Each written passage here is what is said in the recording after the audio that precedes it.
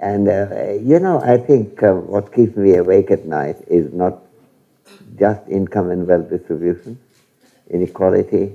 I think those are important issues, but I think much more important that lots of people don't get any education. There is no health care. If you take, say, China, if you go by Gini index and other indicators, China has as much inequality as India has. We used to think it has more, but that was, as Ron Reyes and I point out in the book, that was mainly because of the fact that we compare our expenditure inequality with the Chinese income inequality. When you put them in par, they're the same expenditure, income, about the same. The penalty of inequality is very much stronger in India, despite the fact that the Chinese have more billionaires and more luxury consumption than India has. The fact is that basically because of the commitment to have a healthy, educated labor force, and originally going back to Mao Zedong, and indeed as part of the left ideology from which parts of left in India had seemed to slip.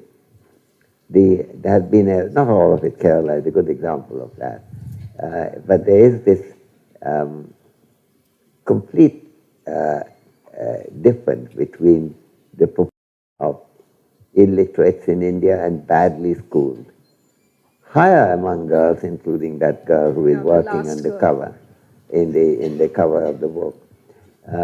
I think that keeps me awake much more than about wealth inequality. You see, there is a difficulty about wealth inequality because despite expectations, state enterprises, as far as industries are concerned, have been relatively unsuccessful everywhere in the world. Maybe there is a magic formula missing, but it's very hard to expect that after trying 50, 60 years to do that in different parts of the world. So ultimately, you will have to have private capital. Given that fact, there will be inequality.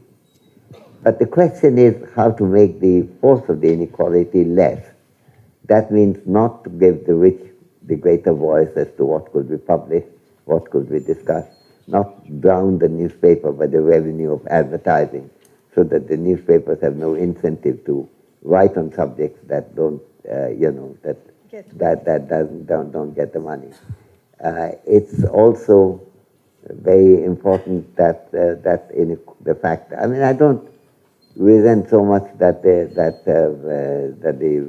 a lot of rich in China go around in very spend incredible money. I just read this morning's paper that some Chinese billionaire has just bought some Tibetan dog at an enormous price.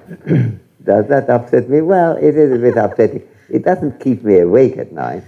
I think in a way that illiterate girls and illiterate boys, utterly badly schooled boys, what we give people school leaving certificates compared with in levels of education when they're nowhere near even what China has, not to mention the really obsessed country with education like Korea or Japan.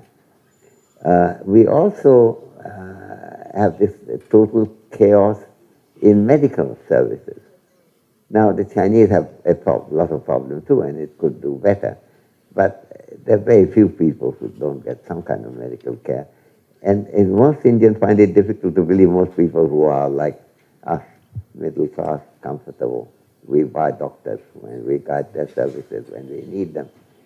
That most people are not able to afford any doctor whatsoever, no medical treatment, not to mention what the 21st century by now has been known, but not even what was known 600 years earlier.